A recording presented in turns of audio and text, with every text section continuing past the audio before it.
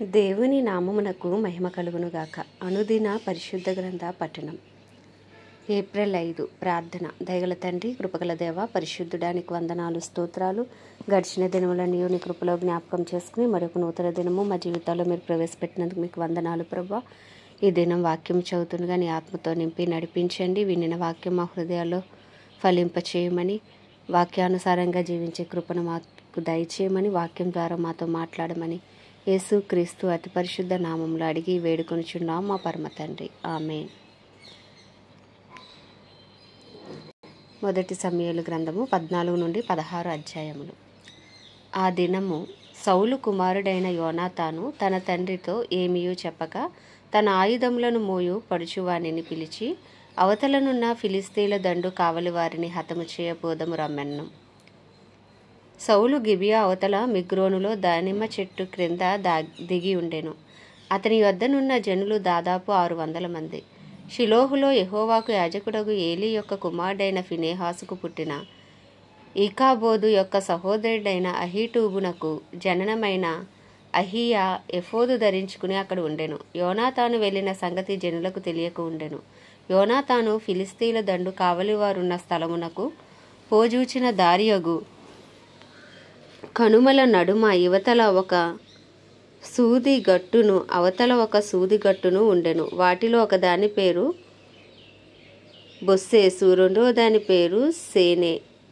ఒకదాని కొమ్ము మిక్మషు ఎదుట ఉత్తరపు వైపునను, రెండవ దాని కొమ్ము గిబియా ఎదుట దక్షిణపు వైపునను ఉండెను. యోనాతాను, ఈ సున్నతి లేని వారు దండు కాపుర్ల మీదకి పోదము రమ్ము, యెహోవా మన కార్యమును సాగించునేమో, అనేకుల చేతనైనను కొద్దిమంది చేతనైనను రక్షించుటకు యెహోవాకు అడ్డమా అని తన ఆయుధములు మోయువానితో చెప్పగా, అతడు, నీ మనస్సులో ఉన్నదంతయు చేయుము, పోదము రమ్ము, నీ ఇష్టానుసారంగా నేను నీకు తోడుగా ఉన్నానని అతనితో చెప్పాను.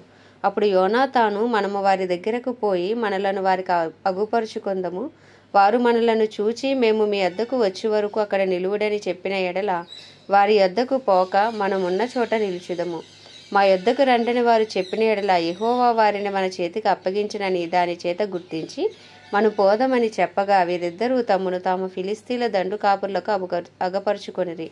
అప్పుడే ఫిలిస్తీన్లు చూడుడి, తాము దాగి ఉండిన గుహలలో నుండి హెబ్రీయులు బయలుదేరి వచ్చుచున్నారని చెప్పుకొనుచు యోనాతానును అతని ఆయుధములను మోయువానిని పిలిచి, మేము మీకు ఒకటి చూపింతము రండని చెప్పినప్పుడు, యోనాతాను, నా వెనుక రమ్ము, యెహోవా ఇశ్రాయేలీల చేతికి వారిని అప్పగించనని తన ఆయుధములు మోయువానితో చెప్పి, అతడును అతని వెనుక అతని ఆయుధములు మోయువాడును తమ చేతులతోనూ కాళ్ళతోనూ ప్రాకి ఎక్కిరి. ఫిలిస్తీయులు యోనాతాను దెబ్బకు పడగా అతని వెనుక వచ్చి అతని ఆయుధములు మోయువాడు వారిని చంపెను. యోనాతానును అతని ఆయుధములు మోయువాడును చేసిన మొదటి వధయందు దాదాపుగా 20 మంది పడిరి. ఒక దినమున ఒక కాడి ఎడ్లు దున్ను 1/2 ఎకరము నేల పొడుగున అది జరిగెను. దండులోను పొలములోను జనులందరిలోనూ మహాభయకంపము కలిగెను. దండు కావలి వారును దోపుడుగాండును భీతి నొందిరి. నేల అదిరెను. వారు ఈ భయము దైవికమని భావించిరి. దండువారు చెదిరిపోయి బొత్తిగా ఓడిపోవుట బెన్యామీనీల గిబియాలో ఉన్న సౌలు యొక్క వేగులు వారికి కనబడగా, సౌలు, మీరు లెక్కపెట్టి మన యొద్ద లేనివారెవరో చూడుడని తన యొద్దనున్న జనులతో చెప్పెను. వారు లెక్క చూచి యోనాతానును అతని ఆయుధములు మోయువాడును లేరని తెలుసుకొనిరి. దేవుని మందసము అప్పుడు ఇశ్రాయేలీల యొద్ద ఉండగా, దేవుని మందసమును ఇక్కడికి తీసుకొని రమ్మని సౌలు అహీయాకు సెలవిచ్చెను. సౌలు యాజకునితో మాట్లాడుచుండగా ఫిలిస్తీన్ల దండులో ధ్వని మరీ ఎక్కువగా వినపడెను. కాబట్టి సౌలు యాజకునితో, నీ చెయ్యి వెనుకకు తీయమని చెప్పి తానును తన యొద్దనున్న జనులందరూ కూడుకొని యుద్ధమునకు చొరబడిరి. వారు రాగా ఫిలిస్తీన్లు కలవరపడి ఒకరినొకరు హతము చేసుకొనిచుండిరి. మరియు అంతకు మునుపు ఫిలిస్తీన్ల వశమున ఉన్నవారై చుట్టూనున్న ప్రాంతములలో నుండి వారితో కూడా దండునకు వచ్చిన హెబ్రీయులు సౌలు నొద్దకు యోనాతాను నొద్దకు ఉన్న ఇశ్రాయేలీలతో కలుసుకొనవలనని ఫిలిస్తీన్లను విడిచిరి. అదియుగాక ఎఫ్రాయిము మన్యంలో దాగియున్న ఇశ్రాయేలీలను ఫిలిస్తీన్లు పారిపోయిరని విని యుద్ధమునందు వారిని తరుముటలో కూడిరి. ఆ దినమున యెహోవా ఇశ్రాయేలీలను ఇలాగున రక్షించెను. యుద్ధము బేతవేను అవతలకు సాగగా ఆ దినమున ఇశ్రాయేలీలు చాలా బడలిక నొందిరి. నేను నా శత్రువుల మీద పగ తీర్చుకొనక మునుపు, సాయంత్రము కాకమునుపు భోజనము చేయువాడు శపింపబడును అని సౌలు జనుల చేత ప్రమాణము చేయించెను. అందువలన జనులు ఏమీయూ తినకుండిరి. జనులందరూ ఒక అడవిలోనికి రాగా అక్కడ నేల మీద తేనె కనబడెను. జనుల అడవిని జొరగా తేనె కాలువల కట్టి ఉండెను గాని జనులు తాము చేసిన ప్రమాణమునకు భయపడి ఒకడునూ చెయ్యి నోట పెట్టలేదు. అయితే యోనాతాను తన తండ్రి జనుల చేత చేయించిన ప్రమాణం వినలేదు గనుక తన చేతి కర్ర చాపి దాని కొనను తేనె పట్టులో ముంచి తన చెయ్యి నోటిలో పెట్టుకొనగా అతని కన్నులు ప్రకాశించెను. జనులలో ఒకడు, నీ తండ్రి జనుల చేత ప్రమాణము చేయించి ఈ దినమున ఆహారం పుచ్చుకొనువాడు శపింపబడునని ఖండితముగా ఆజ్ఞాపించి ఉన్నాడు. అందుచేతనే జనులు బహు బడలియున్నారని చెప్పెను. అందుకు యోనాతాను, అందుచేత నా తండ్రి జనులను కష్టపెట్టిన వాడు ఆయను. నేను ఈ తేనె కొంచెం పుచ్చుకున్న మాత్రమున నా కన్నులు ఎంత ప్రకాశించుచున్నవో చూడుడి. జనులు తాము చిక్కించుకున్న తమ శత్రువుల దోపుల వలన బాగుగా భోజనము చేసినడలా వారు ఫిలిస్తీయులను మరీ అధికముగా హతము చేసి ఉందురు అనెను. ఆ దినమున జనులు ఫిలిస్తీయులను మిక్మషు నుండి అయ్యాలోను వరకు హతము చేయగా జనులు బహు బడలికనుందిరి.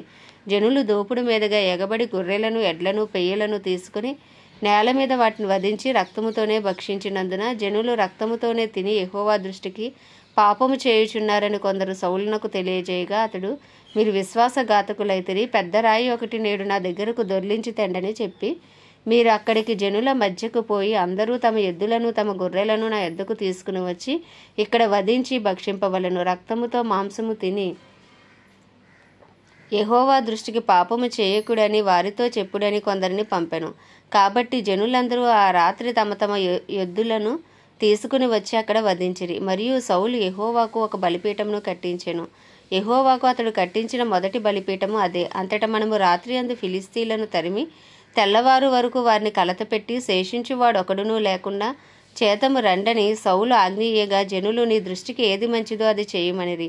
అంతటా సౌలు యాజకుడు ఇక్కడనే ఉన్నాడు, దేవుని యొద్ద విచారణ చేయుదుము రండని చెప్పి సౌలు ఫిలిస్తీయుల వెనుక నేను దిగిపోయిన ఎడల నీవు ఇశ్రాయేలీల చేతికి వారిని అప్పగింతువా అని దేవుని యొద్ద విచారణ చేయగా ఆ దినమున ఆయన అతనికి ప్రత్యుత్తరం ఇయ్యక ఉండెను.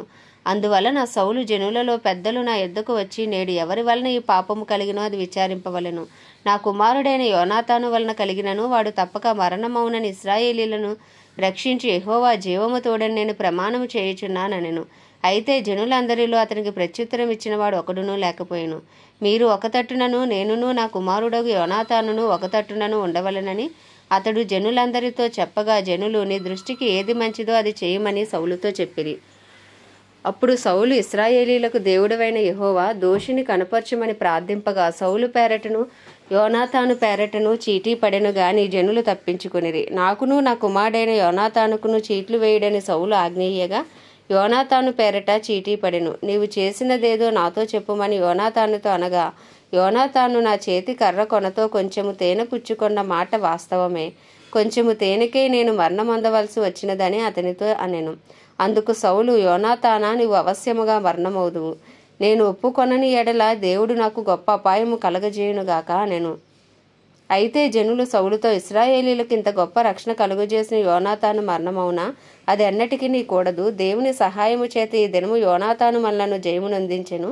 యెహోవా జీవము తోడు అతని తల వెంట్రుకలలో ఒకటియు నేలరాలదని చెప్పి యోనాతాను మరణము కాకుండా జనులు అతన్ని రక్షించిరి. అప్పుడు సౌలు ఫిలిస్తీయులను తరుముట మాని వెళ్ళిపోగా ఫిలిస్తీయులు తమ స్థలమునకు వెళ్ళిరి. ఈలాగున సౌలు ఇశ్రాయేలీలను ఏలుటకు అధికారము నొందినవాడై నఖముఖాల వారి శత్రువులైన మోయాబీయులతోనూ అమోనీయులతోనూ ఏదోమీయులతోనూ శోభాదేశపు రాజులతోనూ ఫిలిస్తీయులతోనూ యుద్ధము చేసెను. ఎవరి మీదకి అతడు పోయినో వారు అందరినీ ఓడించెను. మరియు అతడు దండును కూర్చి అమాలేకీయులను హతము చేసి ఇశ్రాయేలీలను కొల్లసొమ్ముగా పెట్టిన వారి చేతిలో నుండి వారిని విడిపించెను. సౌలునకు పుట్టిన కుమారుల పేర్లు ఏవనగా యోనాతాను, ఇష్వి, మెల్కీషువా. అతని ఇద్దరు కుమార్తెల పేర్లు ఏవనగా పెద్దదాని పేరు మేరాబు, చిన్నదాని పేరు మీకాలు. సౌలు యొక్క భార్యకు అహీనోయామని పేరు. ఈమె అహీమయస్సు కుమార్తె. అతని సైన్యాధిపతి పేరు అబ్నేరు. ఇతడు సౌలునకు పెనతండ్రి అయిన నేరు కుమారుడు. సౌలు తండ్రి అగు కీషును, అబ్నేరు తండ్రి అగు నేరును అబీయేలు కుమారులు. సౌలు బ్రతికిన దినములన్నీ ఫిలిస్తీన్లతో ఘోర యుద్ధము జరగగా తాను చూచిన బలార్జులనందరినీ పరాక్రమశాలనందరినీ తన యొద్దకు చేర్చుకొనెను. 15వ అధ్యాయము. ఒకానొక దినమున సమూయేలు సౌలును పిలిచి, యెహోవా ఇశ్రాయేలీలకు తన జనుల మీద నిన్ను రాజుగా అభిషేకించుటకే నన్ను పంపెను. యెహోవా మాట వినుము. సైన్యములకు అధిపతియగు యెహోవా సెలవిచ్చినదేమనగా, అమాలేకీయులు ఇశ్రాయేలీలకు చేసినది నాకు జ్ఞాపకమే. వారు ఐగుప్తులో నుండి రాగానే అమాలేకీయులు వారికి విరోధులై మార్గమందు వారికి మీదకి వచ్చిరి గదా, కాబట్టి నీవు పోయి కనికరింపక అమాలేకీయులను హతము చేయుచు పురుషులనేమి, స్త్రీలనేమి, బాలురనేమి, పసిపిల్లలనేమి, ఎద్దులనేమి, గొర్రెలనేమి, ఒంటెలనేమి, గార్ధబములనేమి అన్నిటినీ హతము చేసి వారికి కలిగినదంతయు బొత్తిగా పాడు చేసి అమాలేకీయులను నిర్మూలము చేయమని చెప్పెను. అంతటా సౌలు జనులను పోగు చేసి తెలాయీములో వారిని లెక్కపెట్టగా కాల్బలము 2,00,000 మందియు, యోధావారు 10,000 మందియు ఉండిరి. అప్పుడు సౌలు అమాలేకీయుల పట్టణములలో ఒక దానికి వచ్చి లోయలో పొంచి ఉండి, ఇశ్రాయేలీయులు ఐగుప్తులో నుండి వచ్చినప్పుడు మీరు వారికి ఉపకారము చేసితిరి గనక అమాలేకీయులతో కూడా నేను మిమ్మల్ని నాశనము చేయకుండునట్లు మీరు వారిలో ఉండి బయలుదేరిపోవుడని కేనీయులకు వర్తమానము పంపగా కేనీయులు అమాలేకీయులలో నుండి వెళ్ళిపోయిరి. తరువాత సౌలు అమాలేకీయులను హవీలా నుండి ఐగుప్తు దేశపు మార్గమునున్న షూరు వరకు తరిమి హతము చేసి అమాలేకీయుల రాజైన అగగును ప్రాణముతో పట్టుకుని జనులనందరినీ కత్తిచేత నిర్మూలము చేసెను. సౌలును జనులను కూడి అగగును గొర్రెలలోను, ఎడ్లలోను, క్రొవ్విన గొర్రెపిల్లలు మొదలైన వాటిలోనూ మంచి వాటిని నిర్మూలము చేయక కడగా నుంచి పనికిరాని నీచ పశువులన్నిటినీ నిర్మూలము చేసిరి. అప్పుడు యెహోవా వాక్కు సమూయేలునకు ప్రత్యక్షమై ఈలాగు సెలవిచ్చెను. సౌలు నన్ను అనుసరింపక వెనుకతీసి నా ఆజ్ఞలను గైకొనకపోయెను గనుక అతనిని రాజుగా నిర్ణయించినందుకు నేను పశ్చాత్తాపపడుచున్నాను. అందుకు సమూయేలు కోపావేశుడై రాత్రి అంతా యెహోవాకు మొరపెట్టుచుండెను. ఉదయమున సమూయేలు లేచి సౌలును ఎదుర్కొంటకు పోగా సౌలు కర్మేలునకు వచ్చి అక్కడ జయసూచకమైన శిలను నిలిపి తిరిగి గిల్గాలునకు పోయి నన్న సమాచారము వినెను. తరువాత అతడు సౌలునొద్దకు రాగా సౌలు, యెహోవా వలన నీకు ఆశీర్వాదము కలుగునుగాక, యెహోవా ఆజ్ఞను నేను నెరవేర్చితిననగా సమూయేలు, అలాగైతే నాకు వినబడుచున్న గొర్రెల అరుపులను, ఎడ్ల రంకెలను ఎక్కడివి అని అడిగాను. అందుకు సౌలు, అమాలేకీయుల యొద్ద నుండి జనులు వీటిని తీసుకుని వచ్చిరి. నీ దేవుడైన యెహోవాకు బలులను అర్పించుటకు జనులు గొర్రెలలోను ఎడ్లలోను మంచి వాటిని ఉండనిచ్చిరి. మిగిలిన వాటన్నిటినీ మేము నిర్మూలము చేసితిమనగా సమూయేలు, నీవు మాట్లాడ పని లేదు, యెహోవా రాత్రి నాతో సెలవిచ్చిన మాట నీకు తెలియజేతును, వినుమని సౌలుతో అనగా సౌలు చెప్పుమనెను. అందుకు సమూయేలు, నీ దృష్టికి నీవు అల్పుడవుగా ఉన్నప్పుడు ఇశ్రాయేలీల గోత్రములకు శిరస్సు వైతివి. యెహోవా నిన్ను ఇశ్రాయేలీల మీద రాజుగా అభిషేకించెను. మరియు యెహోవా నిన్ను సాగనంపి నీవు పోయి పాపాత్ములైన అమాలేకీయులను నిర్మూలము చేయుము, వారు లయమగు వరకు వారితో యుద్ధము చేయమని సెలవీయగా నీవు ఎందుచేత యెహోవా మాట వెనక దూపుడు మీద ఎగబడి ఆయన దృష్టికి కీడు చేసితివి అనెను. అందుకు సౌలు, ఆ మాట అనవద్దు, నేను యెహోవా మాట విని యెహోవా నన్ను పంపిన మార్గమున పోయి అమాలేకీయుల రాజైన అగగును తీసుకుని వచ్చి తిని, కానీ అమాలేకీయులను నిర్మూలము చేసి తిని. అయితే గిల్గాలులో నీ దేవుడైన యెహోవాకు బలి అర్పించుటకే జనులు శబ్దములకు గొర్రెలలోను ఎడ్లలోను ముఖ్యమైన వాటిని తీసుకుని వచ్చిరని సమూయేలుతో చెప్పెను. అందుకు సమూయేలు తాను సెలవిచ్చిన ఆజ్ఞను ఒకడు గైకొనుట వలన యెహోవా సంతోషించినట్లు ఒకడు దహన బలులను అర్పించుట వలన ఆయన సంతోషించునా ఆలోచించుము. బలులు అర్పించుట కంటే ఆజ్ఞను గైకొనుటయు, పొట్టేళ్ల క్రొవ్వు అర్పించుట కంటే మాట వినుటయు శ్రేష్టము. తిరుగుబాటు చేయుట, సోద చెప్పుటను పాపముతో సమానము. మూర్ఖతను అగపరుచుట, మాయా విగ్రహము, గృహదేవతలను పూజించుటతో సమానము. యెహోవా ఆజ్ఞను నీవు విసర్జించితివి గనుక నీవు రాజుగా ఉండకుండా ఆయన నిన్ను విసర్జించననగా సౌలు జనులకు జడిసి వారి మాట వినినందున నేను యెహోవా ఆజ్ఞను నీ మాటలను మీరి పాపము తెచ్చుకుంటుని. కాబట్టి నీవు నా పాపమును పరిహరించి నేను యెహోవాకు మొక్కునట్లు నాతో కూడా తిరిగి రమ్మని సమూయేలును వేడుకొనెను. అందుకు సమూయేలు, నీతో కూడా నేను తిరిగి రాను, నీవు యెహోవా ఆజ్ఞను విసర్జించితివి గనుక ఇశ్రాయేలీల మీద రాజుగా ఉండకుండా యెహోవా నిన్ను విసర్జించినని చెప్పి వెళ్ళిపోవలనని తిరుగగా సౌలు అతని దుప్పటి చెంగు పట్టుకొని నందున అది చినిగెను. అప్పుడు సమూయేలు అతనితో ఇట్లనెను, నేడు యెహోవా ఇశ్రాయేలీల రాజ్యమును నీ చేతిలో నుండి లాగివేసి నీకంతే ఉత్తముడైన నీ పొరుగువానికి దానికి అప్పగించి ఉన్నాడు. మరియు ఇశ్రాయేలీలకు ఆధారమైన వాడు నరుడు కాడు, ఆయన అబద్ధమాడడు, పశ్చాత్తాప పడడు. అందుకు సౌలు, నేను పాపము చేసి తిని అయినను నా జనుల పెద్దల ఎదుటను ఇశ్రాయేలీల ఎదుటను నన్ను గణపరిచిన యెహోవాకు మ్రొక్కుటకై నేను పోగా నాతో కూడా తిరిగి రమ్మని అతనిని వేడుకొనినందున సమూయేలు తిరిగి సౌలు వెంట వెళ్ళును. సౌలు యెహోవాకు మ్రొక్కిన తరువాత సమూయేలు అమాలేకీయుల రాజైన అగగును నా దగ్గరకు తీసుకుని రండని చెప్పెను. అగగు సంతోషముగా అతని దగ్గరకు వచ్చి, మరణశ్రమ నాకు గడిచిపోయిన అని చెప్పగా సమూయేలు, నీ కత్తి స్త్రీలకు సంతు లేకుండా చేసినట్లు నీ తల్లికి నీ స్త్రీలలో సంతు లేకపోవునని అతనితో చెప్పి గిల్గాలులో యెహోవా సన్నిధిని అగగును తుత్తునీయులుగా నరికెను. అప్పుడు సమూయేలు రామాకు వెళ్ళిపోయాను.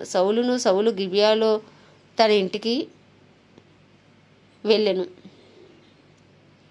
సౌలు బ్రతికిన దినములన్నిటినూ సమూయేలు అతన్ని దర్శింప వెళ్ళలేదు గాని సౌలును గూర్చి దుఃఖాక్రాంతుడైను. మరియు తాను సౌలును ఇశ్రాయేలీల మీద రాజుగా నిర్ణయించినందుకు యెహోవా పశ్చాత్తాపము పడెను. 16వ అధ్యాయము. అంతటి యెహోవా సమూయేలుతో ఇలాగ సెలవిచ్చెను. ఇశ్రాయేలీల మీద రాజుగా ఉండకుండా నేను విసర్జించిన సౌలును గూర్చి నీవెంతకాలము దుఃఖింతువు? నీ కొమ్మును తైలముతో నింపుము. బెత్లెహేమీయుడైన యెష్షయి యొద్దకు నేను పంపుచున్నాను.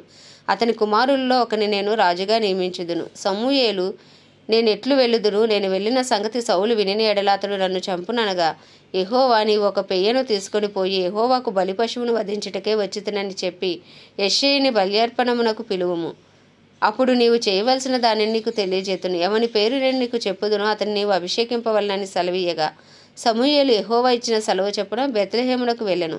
ఆ ఊరి పెద్దలు అతని రాకకు భయపడి సమాధానముగా వచ్చుచున్నావా అని అడుగగా అతడు సమాధానముగానే వచ్చి తిని మీరు శుద్ధులై నాతో కూడా బలికి రండని చెప్పి యెష్షయిని అతని కుమారులను శుద్ధి చేసి బలి అర్పించెను.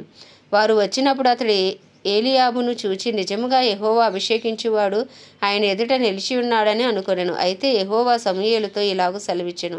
అతని రూపమును అతని ఎత్తును లక్ష్యపెట్టకము. మనుషులు లక్ష్యపెట్టు వాటిని యెహోవా లక్ష్యపెట్టడు.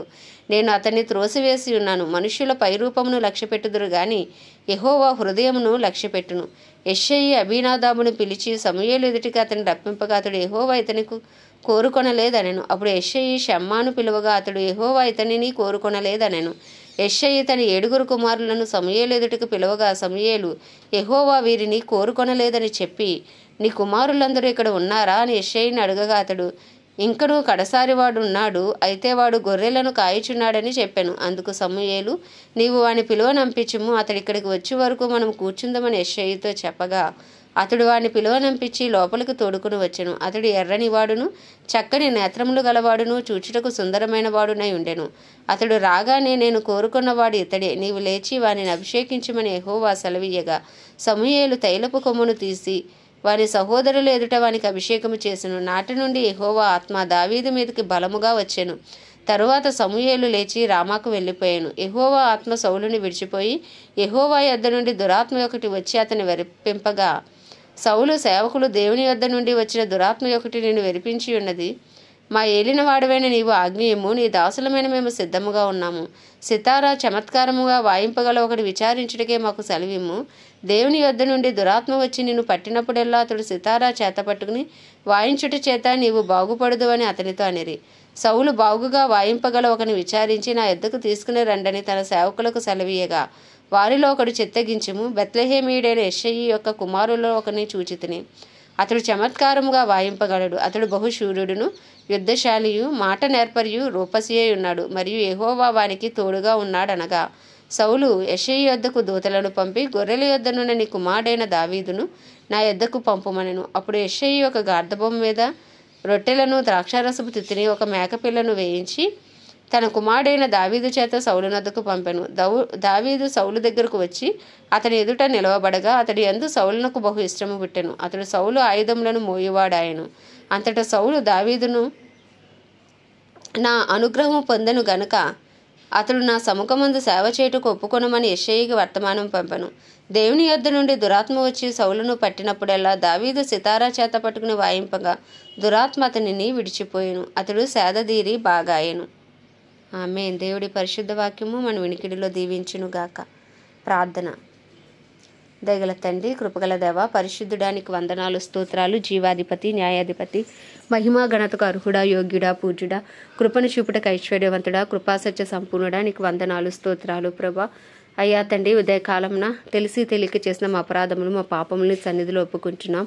దయతో క్షమించండి ప్రభా. నీ పరిశుద్ధమైన రక్తమును మాపై ఉంచి నాయన నీ రక్తంతో మమ్మల్ని కడిగి పరిశుద్ధపరచండి, పవిత్రపరచండి. నీ చిత్తానుసారులుగా నీ హృదయానుసారులుగా నీకు ఇష్టలుగా జీవించే భాగ్యము నాకు మా కుటుంబస్తులకు అందరికీ మీరు దయచేయమని వేడుకొంచున్నాం ప్రభా. ఈ దినమంతా నీ కృపను మాకు తోడుగా ఉంచండి ప్రభా. నీకు వందనాలు. వినిన వాక్యం మా హృదయాల్లో ఫలింపచేసి వాక్యానుసారంగా జీవించే కృపను మాకు దయచేయమని వేడుకుంటున్నాం ప్రభా. నీకే వందనాలు, స్తోత్రాలు ప్రభా.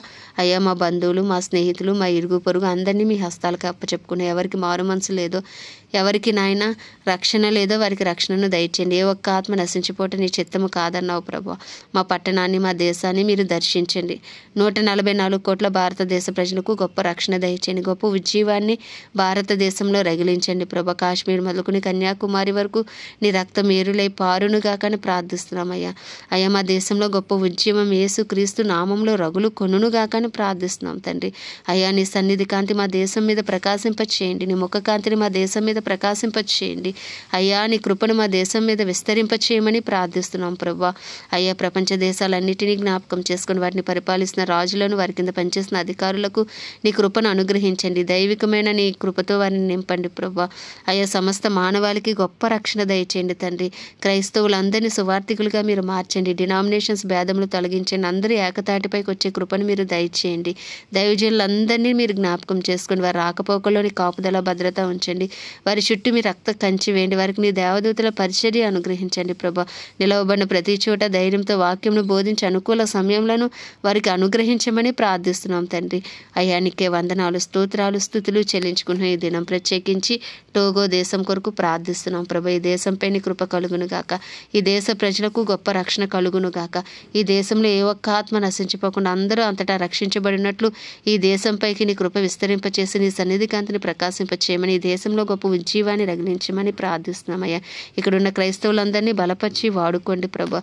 దైవజనులందరినీ బలపరిచి వాడుకోమని, ఏ ఒక్క ఆత్మ ఈ దేశంలో నశించిపోకుండా ఈ దేశానికి గొప్ప రక్షణ కలగజేయమని, ఈ దినమున ఈ దేశమును నీ హస్తాలకు అప్పచెప్పుకుంటూ ప్రభా ఈ చిన్ని ప్రార్థన మనవి నీ పాద సన్నిధికి చేర్చుకోమని యేసుక్రీస్తు అతి పరిశుద్ధ నామంలో అడిగి వేడుకొనుచున్నాం మా పరమ తండ్రి. ఆమేన్. పరలోకమందున మా తండ్రి, నీ నామం పరిశుద్ధపరచబడునుగాక. నీ రాజ్యము వచ్చునుగాక. నీ చిత్తం పరలోకమందు నెరవేరబడుచున్నట్లు భూమి యందు నెరవేర్చబడునుగాక. మనుదిన ఆహారం నేడు మాకు దయచేయము. ఎలా అపరాధం చేసిన మనం మేము క్షమించిన ప్రకారం మా అపరాధములు క్షమించము. శోధనలోకి తేక దుష్టుడి బారి నుండి మమ్మల్ని తప్పించము. ఎందుకంటే రాజ్యము, బలము, మహిమయు నీవే ఉన్నవి. ఆమేన్. ప్రభు యేసు రక్తమే జయం, ప్రభు యేసు వాక్యమే విజయం, ప్రభు యేసు నామంలో సంపూర్ణ విజయము కలుగునుగాక. ఆమేన్, ఆమేన్, ఆమేన్.